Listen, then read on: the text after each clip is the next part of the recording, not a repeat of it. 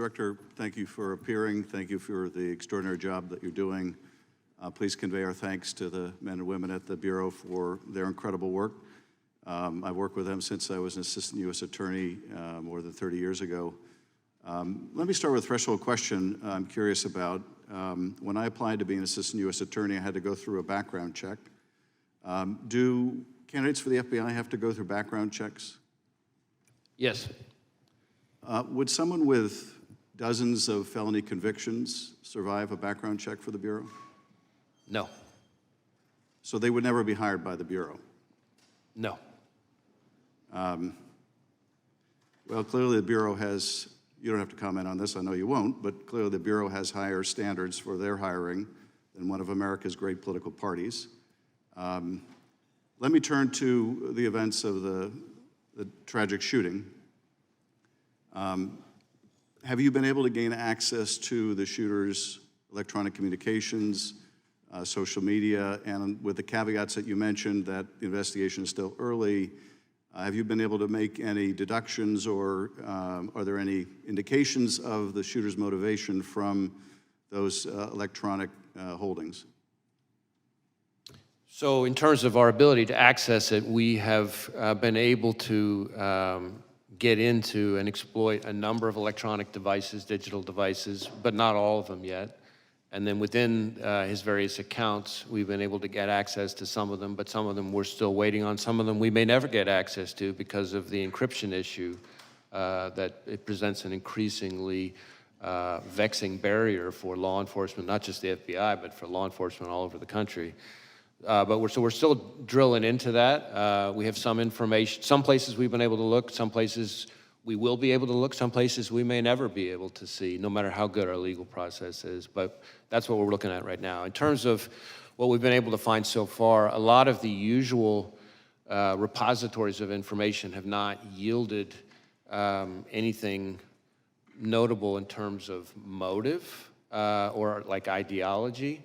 Having said that, it does appear fairly clear that he was interested in public figures, kind of more broadly, and I think this is important, that starting somewhere around July 6th or so, he became very focused on former President Trump and this rally. And so one of the things that I can share here today that has not been shared yet is that we've just in the last couple of days found that from our review, to your point about devices, analysis of a laptop that the investigation ties to the shooter reveals that on July 6th, he did a Google search for, quote, how far away was Oswald from Kennedy? And so that's a search that obviously is significant in terms of his state of mind. That is the same day that it appears that he registered for the Butler rally. And when you say that his electronic holdings indicated an interest in different public figures, without revealing anything you're not comfortable revealing about those public figures, can you tell us anything generally about them, either the offices they hold, their political party, or was it simply people of a high profile? Well, a couple things. First, the images that we've recovered so far from, I can't remember which of his various devices, appeared to be what we call cached images from searches of news articles. So if you do a news article search, of course, if there are photos on it, those photos get stored automatically in your cache, as opposed to me searching or him searching for a specific person and getting up images of that person. As far as the pictures that are like that, there doesn't seem to be a whole lot of rhyme or reason to it so far, other than these are all prominent public people, but they cover both parties, they cover both U.S. people and even some foreign public officials. So that part doesn't appear to, that one repository of information doesn't appear to be overly indicative of motive, other than interest in public figures, but that could be just because he was reading news stories. So we're still trying to drill into that. That's why all of these outstanding legal process returns that we're waiting on for various accounts, platforms, et cetera, you know, any one of them could be one that would have very indicative, very important information. If I could be permitted one very short additional question, Chairman. From that, any indication of any other particular target, that is someone who was not just sort of generically the subject of the searches you described, but for which there was more of an interest than others? There's the information I just described at the moment does not appear particularly indicative of targeting in its own right. But again, that dot, once we get other information, could connect in a way that might be more meaningful. But I'm sharing that piece of information with this committee and with the American public, but I think it's important that we put down a qualification. This does not appear to be some kind of target list or something like that. This is cached images from running searches of news stories.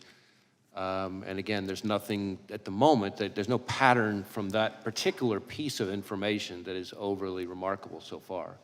Thank you. Thank you, Chairman. Gentleman yields back. Gentleman from California is recognized. Mr. Director, you previously told us that you consider the situation on the southern border to be a massive security threat to our country. Is that still your assessment? I stand by my prior testimony, and in fact, just in the last month or so, we've done, conducted a significant series of arrests. I say we, our Joint Terrorism Task Force is working with ICE of a number of individuals with suspected international terrorism ties, and I have also been very vocal about the fact that since the last time I appeared before you, that we are increasingly concerned about the possibility not just of a foreign terrorist-inspired attack, which is very much a concern, but even the potential for a coordinated foreign terrorist attack, perhaps like what we've seen against the concert hall in Russia, for example, but just here in the United States. Well, the 19 suicide bombers who overstayed visas were responsible for 3,000 American deaths on 9/11. What's your best estimate of the number of foreign terrorists who are now in our country?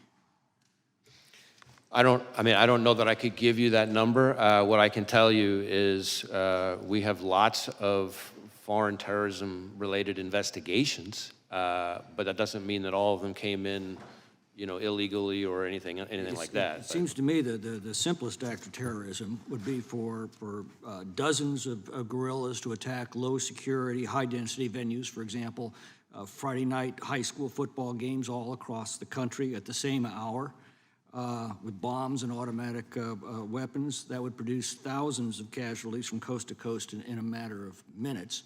How likely is such a scenario? Well, what you're describing would require, of course, a lot of coordination. But what I will tell you, and I think you're onto a particularly important point from my perspective, which is that unlike the 9/11 attacks, which, again, I was in FBI headquarters on the day of 9/11, and so I remember it vividly, and I've spent plenty of time in the period after that in my prior positions engaged with the families and the victims. But what we're seeing more and more with the foreign terrorist threat, and frankly also the domestic terrorism threat, is a focus on kind of like what you're talking about, well, what I would call soft targets, which is really for the American people's benefit, just intelligence community speak for where everyday people live their everyday lives. What terrorist groups have now infiltrated our country that you're tracking? Well, I don't know that I would say infiltrated. We have investigations as we speak that relate to ISIS and its affiliates. We have investigations as we speak that relate to Al-Qaeda. We have investigations as we speak that relate to Al-Shabaab. We have investigations as we speak that relate to the Iranian proxies, Hezbollah, and so frankly, even the IRGC Quds Force itself. What foreign criminal gangs are now in our country that you're most concerned with? Well, foreign criminal gangs, I mean, we obviously have investigations, a lot of investigations into, gangs like MS-13, for example, and some of its counterparts. Although I think if you were to talk to most chiefs and sheriffs like I'm doing every week, we shouldn't underestimate how prevalent neighborhood gangs are, really. It's a lot of the gang violence.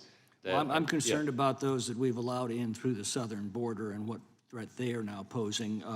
Do you believe that the vetting performed at the southwest border is adequate to ensure that aliens with terrorist or criminal gang ties are not being released into the United States?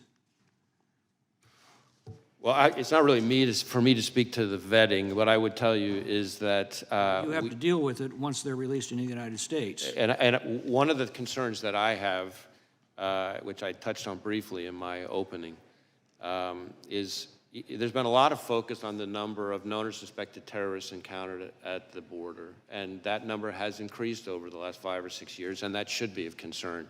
But frankly, to me, the bigger concern is individuals who weren't either weren't on the watch list at the time they came in because there wasn't information known yet that ties them to terrorism, and it's only after they get in that some new piece of information develops somewhere overseas, and now we know. That's a bigger concern. We've been warned that they basically vet against a blank sheet of paper. If they don't have a record in this country, Border Patrol probably doesn't have any record. They're released into the country, and you find out later of the dangers. Right, or if they use fake documents and there aren't biometrics to connect them.